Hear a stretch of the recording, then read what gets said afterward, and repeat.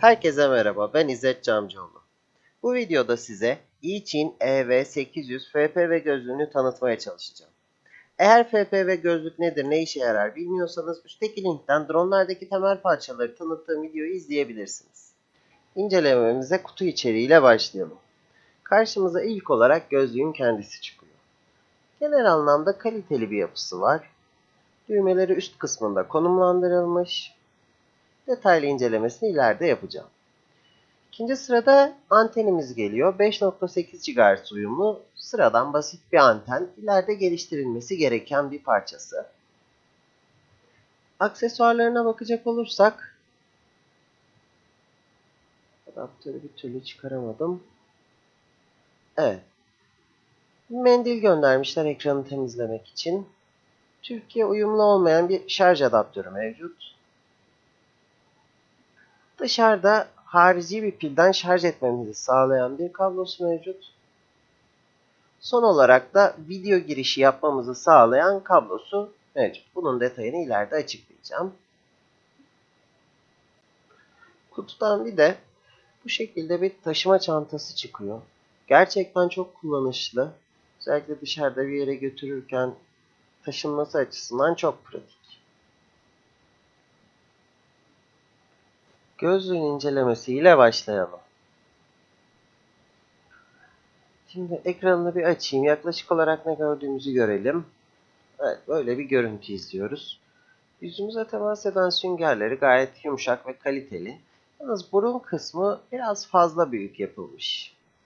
Bazen ışık girmesine sebep olabiliyor ama çok da önemli değil. Bunu kapatalım. Ben burada bir sorundan bahsetmek istiyorum. Cihazı bu şekilde kafamıza yerleştiriyoruz ancak pili ön tarafta olduğu için biraz ağırlık oluyor ve cihaz öne doğru düşecekmiş gibi bir his yaşatıyor. Ama hiçbir uçuşumda kayıp düşme gibi bir sorun yaşamadım.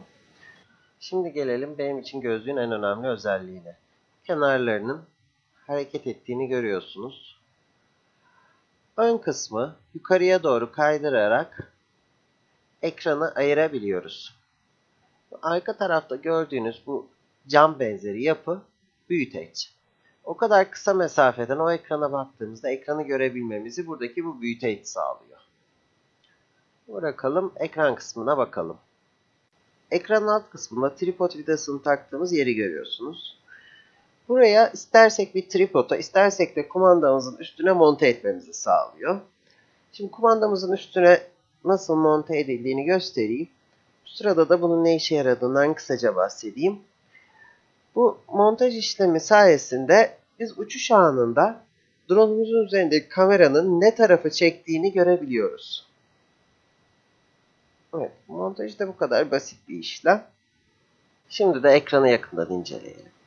Öncelikle şunu söyleyebilirim ki gerçekten dış malzemesi çok kaliteli hissettiriyor. Burada şarj soketini görüyorsunuz. Burada da video giriş soketi mevcut. Bu soket sayesinde analog video çıkışı olan herhangi bir cihazı ekrana bağlayıp ekrandan onun görüntüsünü izleyebiliyoruz. Üst tarafa baktığımızda düğmelerin burada konumlandığını görüyoruz. Öncelikle açma kapama düğmesi, frekans ayarlamamızı sağlayan kanal ve band düğmeleri, giriş tercih etmemizi sağlayan menü düğmesi, son olarak da otomatik frekans aramamızı sağlayan search butonunu görüyoruz. Bunun dışında pilin şarj durumunu gösteren ışık ve anten girişi üst kısımda konumlandırılmış. Görüntü testine geçmeden önce frekanslardan bahsedeyim. Bu kullandığımız cihaz 40 kanal destekliyor. Her kanalında çalıştığı farklı bir frekans değeri mevcut. Şimdi bu değerleri ekranda görüyorsunuz. Bir video vericisi alacağımız zaman bu gözlükle kullanmak istediğimizde frekanslarının birbiriyle uyumlu olduğuna dikkat etmemiz gerekiyor. Yani en azından bir kanalda aynı frekansta çalışıp çalışmadığını kontrol etmemiz gerekiyor. Ben video gönderici olarak yine iChin'in TS832 modelini kullanıyorum. Şimdi de ekranda onun frekans değerlerini görüyoruz. Burada birçok kanalda uyum olduğunu görüyorsunuz. Ben E8 kanalını kullanarak ayar yapacağım. Burada yeri gelmişken şundan da bahsedeyim. Gözlüğün otomatik frekans arama özelliği varken biz niye bunu manuel olarak yapıyoruz? Bunun sebebi şu. Evde gözlükle verici yan yanayken arama sonucu bulduğu frekans bazen yakın bir frekans oluyor. Ve drone havalandığında, uçuşa geçtiğimizde olması gerekenden çok daha kısa sürede görüntü kaybı yaşayabiliyoruz. Bu yüzden bunu manuel olarak ayarlamak en sağlıklısı. Şimdi de drone'un pilini bağlayalım. Evet, TS832'nin çalışmaya başladığını, FR değerinin 3, CH değerinin 8 olduğunu, yani istediğimiz kanalda veri göndermeye başladığını görüyoruz. Şimdi gözlüğe geri dönelim. Öncelikle antenini olması gerektiği yere takıyoruz.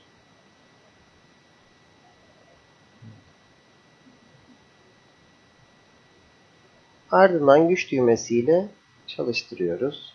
Kanal ayarını daha rahat görebilmek için ekrana biraz yaklaşalım.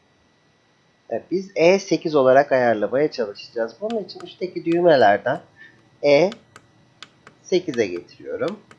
Burada sol tarafta da sinyal kuvvetini görüyoruz. E8'e geldiğinde kuvvetin tam olduğunu görüyorsunuz. Ve evet, vericiden gönderilen görüntü gördüğünüz gibi ekrana yansıyor. Videonun son kısmında da gözlüğün artılarını ve eksilerini bir araya toplayalım. Önce artılarıyla başlayalım.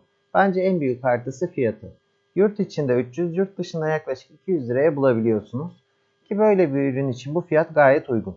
İkinci en büyük artısı tasarımı sayesinde ister FPV gözlük, istersek de harici monitör olarak kullanabiliyor olmamız. Kayıt yaptığımız uçuşlarda çok işimize yarayan bu özelliği parça parça toplamaya kalkarsak bir tane alıcı, bir tane monitör ve ekstra bir batarya alıp bunları birleştirmemiz gerekiyor ki bunların bağlantılarını her uçuş öncesi tekrar tekrar yapmamız gerekiyor olması iş yükünü çok arttırıyor. Üçüncü en iyi özelliği de cihazın ön kısmının tasarımında çok geniş boşluklar bırakılmış olması. Bir sonraki videoda göreceğimiz gibi bu bize cihazı geliştirebilmemize veya daha büyük pilleri monte edebilmemize imkan sağlıyor. Son olarak da 5 inç ekran, 800'e 480 çözünürlük, başlangıç seviyesi bir gözlük için son derece yeterli. Bunun dışında sunduğu geniş frekans aralığı da alıcı seçiminde büyük kolaylık sağlıyor. Gelelim şimdi ürünün olumsuz bulduğum yönlerine. İlk olarak tek anten desteği olması ve ürünün kutusundan çıkan antenin çok zayıf kalması bence ürünün en kötü özelliklerinden biri. Gerçi bir üst modeli olan EV800D modelinde hem çift anten desteği hem de daha güçlü antenlerle birlikte geliyor. Ancak tabi fiyatı da değişiyor.